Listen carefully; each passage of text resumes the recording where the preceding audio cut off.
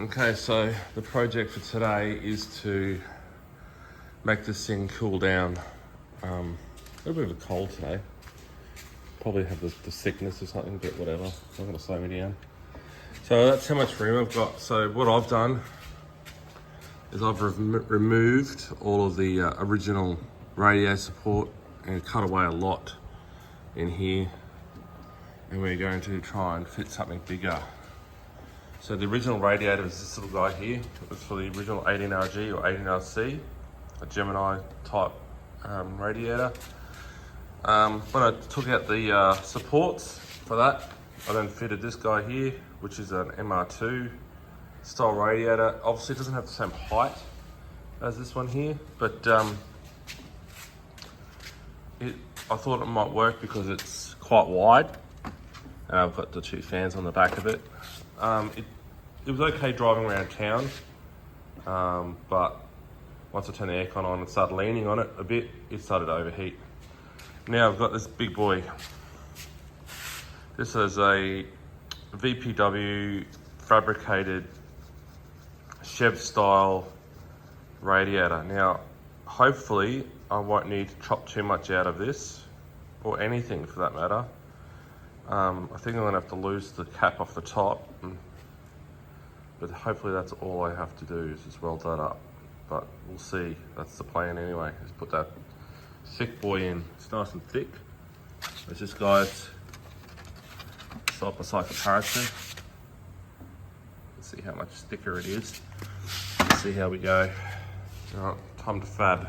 Okay, so I pulled everything out with the AC is just dangling there. All the bits and pieces are in a bucket there, so I know where they've gone.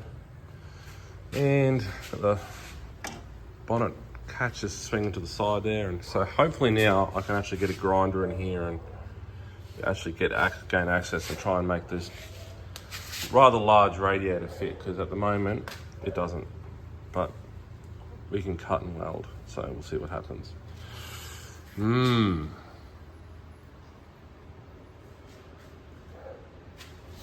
big bastard, you. So we've got a bit of cutting and shutting to do, so I've taken the top off because that was too high. We've also chopped off a bit of the end tanks here to fit it between the chassis rails. Unfortunately though, I cannot remove this piece of steel here or here and bring it forward, because this piece of steel is responsible for my track rods, and they're important. So the little track rods under there, that's what they bolt to.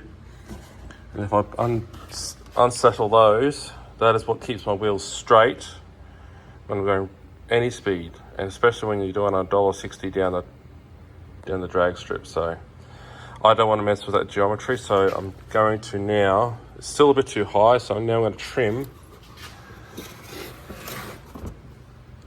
probably that much off the bottom. Let's see how I can do that. I've never done that before, but we're going to find out how to do it. All right, see ya. Oh, it's getting closer.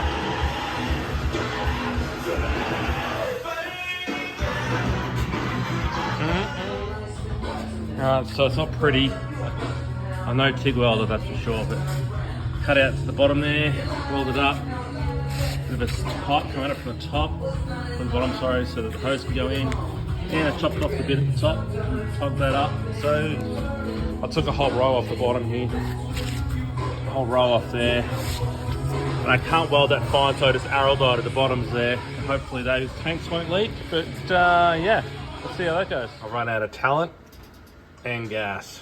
So borrowed a machine from a bloke at work, which was, you know, but I've got a few leaks that I need to fix, and yeah, so I need to take off this whole bottom row, right, and then trim that to suit, replace these end caps because I've got arrow dyed along here to try and fix some leaks, but it looks like absolute, well, I'm sure you get the idea, but yeah, a few little leaks around here, like a little leak there, and that little lip there.